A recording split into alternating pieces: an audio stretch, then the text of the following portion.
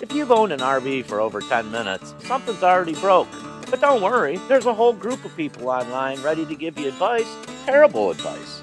So today, we're talking about the top RV fixes that should be illegal, because apparently safety and common sense have flown out the window. Welcome back to the Camping Booth.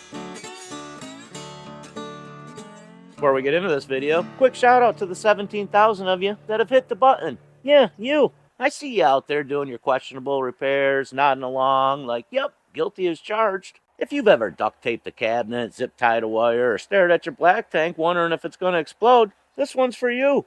You guys are the reasons we keep making these videos, partly because it's fun, and partly because we like knowing we're not the only people living on the edge of do-it-yourself RV disaster. Alright, let's start with the most beloved structural component every cheap RVer uses, the pool noodle. Pool noodles are the duct tape of people who shop in the seasonal aisle. You start with one to pad your slide corners, safety first, and the next thing you know, the whole rig looks like a play school flotation device. They're everywhere, jammed under awnings, shoved into window tracks, cut into rings to quiet the rattles. I once saw a guy use a pool noodle to run his electrical wire through like it's conduit. And they're always justified the same way. They're only $1. Well, yeah, so's the one part of your camper that's now dependent on it to hold it together. And every campground's going to have these noodle engineers. You ask how it works, and they say surprisingly well considering, and that's the RV motto right there, surprisingly well considering.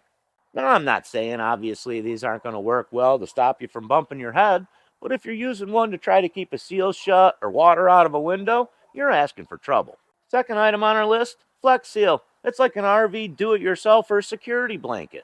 Flex Seal isn't a sealant, it's a coping mechanism. You buy one can to stop a drip, and next thing you know, you're back there tomorrow, buy 6 more cans and a respirator. Suddenly, your camper roof looks like it's been dipped into pudding, and you can always tell who's used it. Their roof always has that weird glossy sheen, like a bowling ball with trust issues. I've seen a guy coat the inside of his vent fan with it because it leaks. Yeah, it's supposed to. It's called airflow. By the third coat, you're going to be able to smell this 2 sites away, and all of a sudden the camper weighs 300 pounds more, and it's covered with a substance that only repels water and reason. When the Flex Seal starts peeling, which it will, that's not failure. That's just your camper trying to breathe again. Number 3 on the list, electrical tape everywhere, or, as I call it, a time bomb. There's something sacred about opening an RV electrical panel. Every time I do, I feel like I'm defusing a bomb somebody else assembled blindfolded. There's always going to be one black wire spliced into 3 other colors, and none of them make sense. It's like Christmas lights powering your fridge. Some of you are out here twisting bare copper together like you're making friendship bracelets, and that's not a fish, it's wishful thinking with voltage. Number 4, your black tank science experiment. This is where humanity goes to die while they're searching for black tank hacks.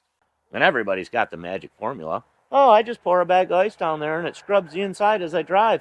Yeah, because nothing says clean like a moving cocktail of your own failure. Then there's the Dawn and Vinegar crowd. They treat it like they're cleaning a countertop, not a portable septic tank. Don't even get me started on the people dumping bleach down there. You're not sanitizing, you're making a small world war crime. And ruining your seals in the process. And here's the truth, none of the chemicals out there work. They never smell any better, they just smell different. You're not fixing the problem, you're rearranging it. There's a video posted down below on exactly how to maintain these tanks. I strongly suggest you check it out. Number 5 on the list, using Gorilla Glue everywhere. Every RVer out there has that one moment where they decide, oh, I can just glue it. And that's the same moment that your rig decides to give up on you. Once glue decides to enter the chat, you're not repairing anymore, you're sculpting. I've seen glued mirrors, glued trim. One guy glued a step back on and said it was industrial strength. And nobody ever stops with one dab like the instructions say. You use a half a bottle and next thing you know, you're welded to the door wondering how you got there. And don't ever glue in any screws. You're not fixing the problem, you're just masking your mistake permanently. Gorilla Glue fixes on an RV is such a common crime, it should be listed as standard construction materials. Number 6 on the list, roof repair and using the wrong materials. Now every RVer eventually finds their way up on top of the roof with a tub of tar, a paintbrush, and absolutely no plan. You go up there and start addressing problem areas, and 2 hours later, your roof's going to look like a frosted cake made by somebody who's going through something. That's always going to happen after a storm, too. You're probably going to be in flip-flops with the wind blowing and your wife down below yelling, "Be careful," like that's some sort of help. And it always seems to end with the same phrase, too. That should hold for now. Really, that's RV language for we're going to find out in the next thunderstorm, I guess. And if you think you can reach all the areas to reseal your roof by just being on the side on a ladder and not getting up there, that's not maintenance, it's procrastination. I've seen plenty of rigs covered in so much Turnabond tape, they look like a mummy. One guy told me, yeah, it hasn't leaked in 2 years. No, that's just because the water can't find its way in or out, it's just stuck there. And number 7 on our list, especially when it's starting to get in these colder months, the space heater that doubles as a death wish. Some of you are running more power through a campground pedestal than a small factory. You got 2 space heaters running on a 15 amp circuit, running through a dollar store splitter, and you checked it and you're like, it's just warm, it's fine. Well, I'm here to tell you it's not fine. It's actually how firefighters get new training videos. I've also seen plenty of times people thawing frozen pipes with either a hairdryer or a candle, and nothing seems safer than running an open flame next to your propane line. While we're talking about propane, don't ever fix a leak with a garden hose clamp. I've seen a guy do this, and he said, yeah, it worked fine. I told him, yeah, so did the Hindenburg for about 10 minutes. Put it this way, if your fix involves the sentence of, it's fine as long as we don't hit a bump or it shorts out, it's not fine, it's not fixed, and it probably already has. Now, there's a lot of RVs out there that are basically a rolling experiment being held together with tape, denial, and luck. And somehow, some of these fixes still work, which is the problem. Because if they failed instantly, we'd stop doing it. But no, we just keep the bad ideas alive, rolling in our head, because it temporarily fixes the issue.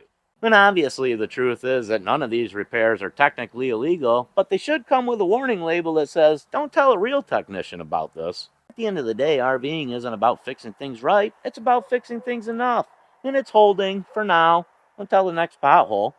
And listen, if you learned something in this video, or maybe you enjoyed it, go ahead and hit that button for me down below. As always, we appreciate you guys watching. We'll catch you in the next one.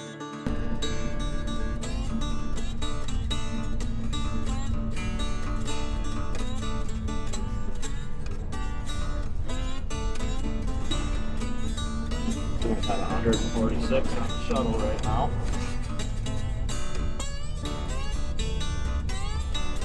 See some.